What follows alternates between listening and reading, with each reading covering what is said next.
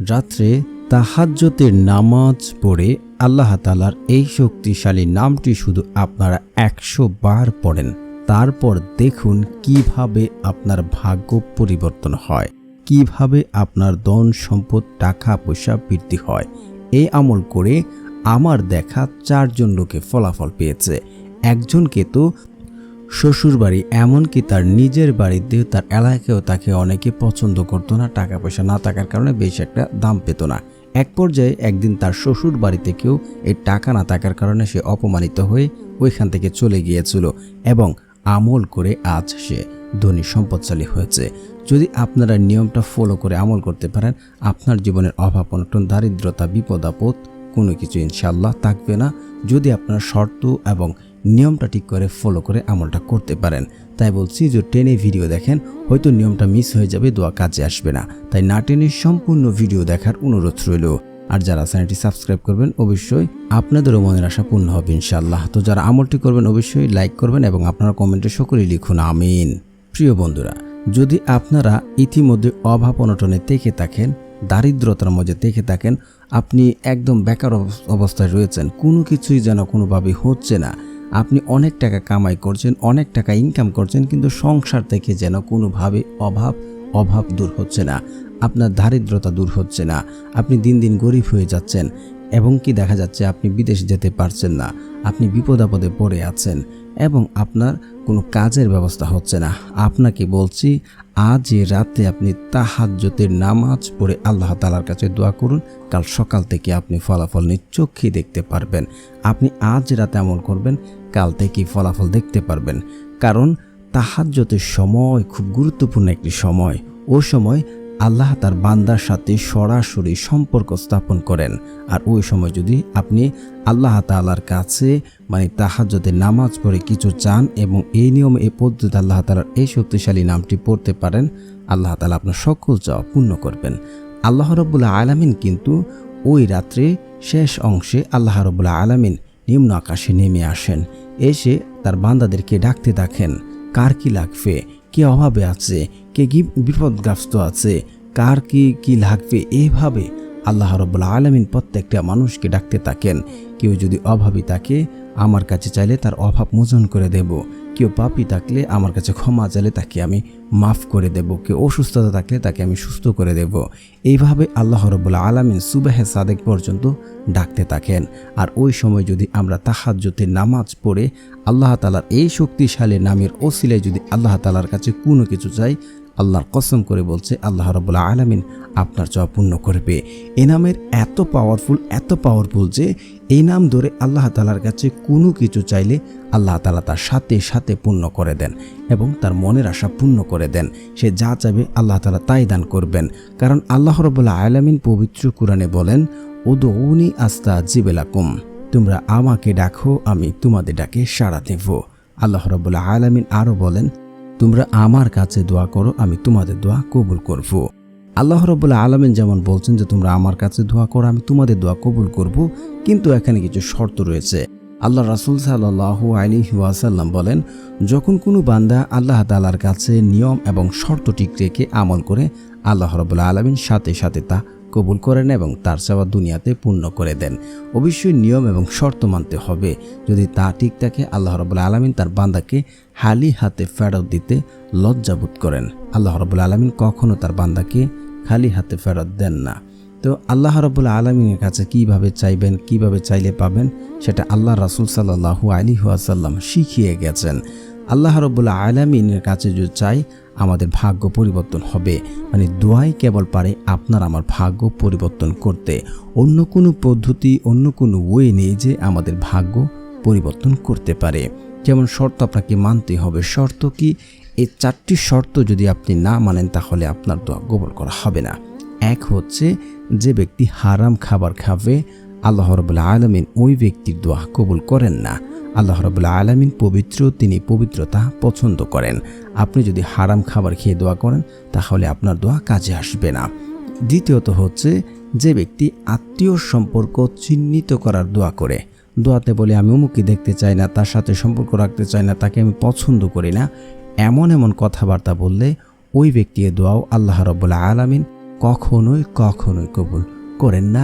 3 নম্বর হচ্ছে যদি কেউ 5 ওয়াক্ত নামাজ আদায় না করা হয় তাহলে তার দোয়া বা তার আমল কাজে আসে না, গ্রহণযোগ্য হয় না।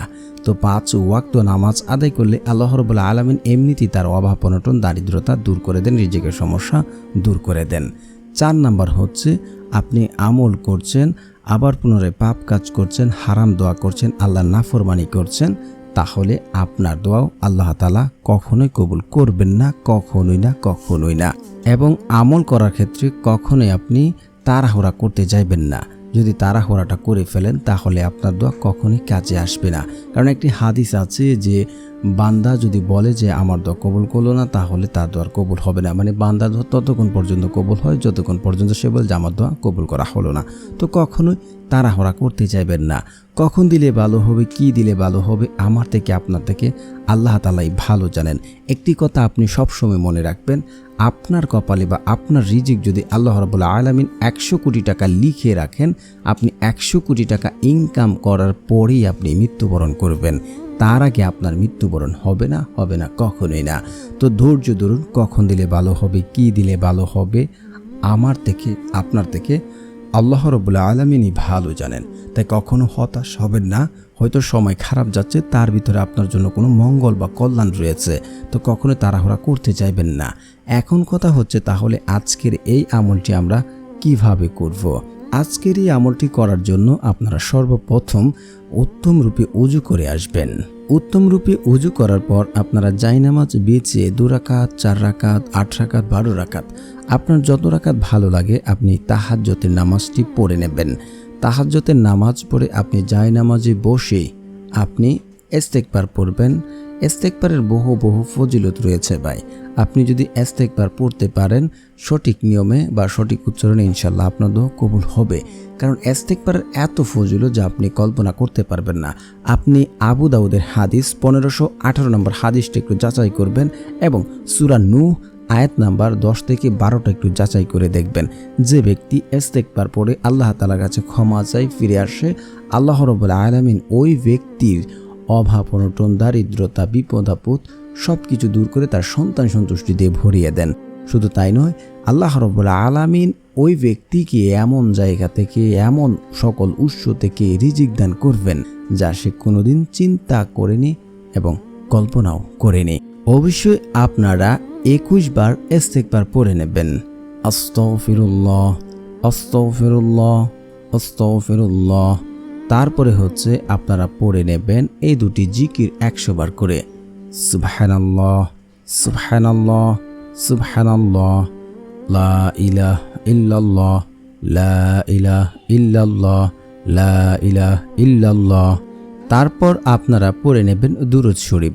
কারণ রাসূল সাল্লাল্লাহু আলাইহি ওয়াসাল্লামের উপরে যদি কেউ দুরূদ না পড়ে তাহলে তার দোয়া কবুল করা হয় না, সেটা আসমানে গিয়ে ঝুলন্ত অবস্থায় থাকবে। তাই রাসূল সাল্লাল্লাহু আলাইহি ওয়াসাল্লামের উপরে আপনারা দুরূদ পড়বেন। দুরূদ শরীফের আরও বহু ফজিলত রয়েছে। তো যারা দুরূদ শরীফ পারেন না আমার সাথে সাথে পড়ে নিন, শুনলেও হয়ে যাবে ইনশাআল্লাহ। আল্লাহুম্মা সাল্লি আলা মুহাম্মাদিউ ওয়া আলা আলি মুহাম্মাদ কামা সাল্লাইতা আলা ইব্রাহিম ওয়া আলা আলি ইব্রাহিম ইন্নাকা হামিদুম মাজিদ। আল্লাহুম্মা বারিক আলা মুহাম্মাদিউ ওয়া আলা আলি মুহাম্মাদ কামা বারাকতা আলা ইব্রাহিম ওয়া আলা আলি ইব্রাহিম ইন্নাকা হামিদুম মাজিদ। তারপরে হচ্ছে আপনারা ইয়াকিন এবং বিশ্বাস রাখবেন, মানে আপনি যে আমলটি করছেন তার উপরে ইয়াকিন এবং বিশ্বাস রাখবেন, আপনার দোয়া আল্লাহ তাআলা কবুল করবে এমনটা ভাববেন। আল্লাহর কসম করে বলছে আপনার দোয়া কবুল হবে। একটি হাদিস এমন আছে, বান্দা আল্লাহর প্রতি যেমন ধারণা রাখেন আল্লাহ ঠিক তার সাথে তেমন আচরণ করে থাকেন। তো তারপর আপনারা পড়ে নেবেন আয়াতুল কুরসি একবার। আল্লাহু লা ইলাহা ইল্লা হুয়াল হাইয়ুল কাইয়্যুম লা তাখুযুহু সিনাতু ওয়া লা নাওম লাহু মা ফিস সামাওয়াতি ওয়া মা ফিল আরদ মান জাল্লাযী ইয়াশফাউ ইনদাহু ইল্লা বিইজনিহি ইয়া'লামু মা বাইনা আইদিহিম ওয়া মা খালফাহুম ওয়া লা ইউহিতুনা বিশাইইন মিন ইলমিহি ইল্লা বিমা শাআ ওয়াসি'a কুরসিয়ুস সামাওয়াতি ওয়াল আরদ ওয়া লা ইয়াউদু হিফযুহুমা ওয়া হুয়াল আলিয়্যুল আযীম। তারপরে হচ্ছে আপনারা পড়ে নেবেন সূরা ফাতিহা একবার। বিসমিল্লাহির রহমানির রহিম আলহামদুলিল্লাহি রাব্বিল আলামিন আর রহমানির রহিম মালিকি ইয়াউমিদ্দিন ইয়্যাকা না'বুদু ওয়া ইয়্যাকা নাস্তাঈন ইহদিনাস সিরাতাল মুস্তাকিম সিরাতাল লাযীনা আন'আমতা আলাইহিম গায়রিল মাগদুবি আলাইহিম ওয়ালাদ-দাল্লিন আমিন। তারপর হচ্ছে আপনার পড়ে নেবেন 3 বার সূরা ইখলাস। বিসমিল্লাহির রহমানির রহিম কুল হুয়াল্লাহু আহাদ আল্লাহুস সামাদ লাম ইয়ালিদ ওয়া লাম ইউলাদ ওয়া লাম ইয়াকুল লাহু কুফুয়ান আহাদ। তারপরে হচ্ছে যারা অভাব অনটনে আছেন, মানে ঋণ পরিশোধ করতে পারছেন, অপারগ হয়ে আছেন, এই দোয়াটি আপনারা 3 বার পড়ে নেবেন। আল্লাহুম্মা কফিনি বিহালালিকা ওয়ান হারামিকা ওয়া আগনিনি বিফাদলিকা আম্মান সিওয়াক। তারপরে হচ্ছে আল্লাহ সুবহানাহু ওয়া তাআলার এই শক্তিশালী নামটি পড়ে নেবেন। তো প্রিয় বন্ধুরা, যারা এই চ্যানেলটি সাবস্ক্রাইব করবেন তাদেরও মনের আশা পূর্ণ হবে ইনশাআল্লাহ। আল্লাহ সুবহানাহু ওয়া তাআলার সেই শক্তিশালী নামটি হচ্ছে ইয়া আল্লাহু ইয়া আল্লাহু ইয়া আল্লাহু। এই নামের জিকির করে আল্লাহ তাআলার কাছে 2 হাত তুলে আপনার মনের সকল অব্যর্থ আশাগুলো পূর্ণ করার জন্য আল্লাহ তাআলার কাছে দোয়া করুন। একই এবং বিশ্বাস রেখে আল্লাহ তাআলার কাছে দোয়া করুন। আল্লাহর কসম করে বলছি, আল্লাহ তাআলা আপনার অভাব অনটন, দারিদ্রতা, বিপদ আপদ দূর করে দেবেন এবং আপনাকে দিন দিন ধনী সম্পদশালী বানিয়ে দেবেন।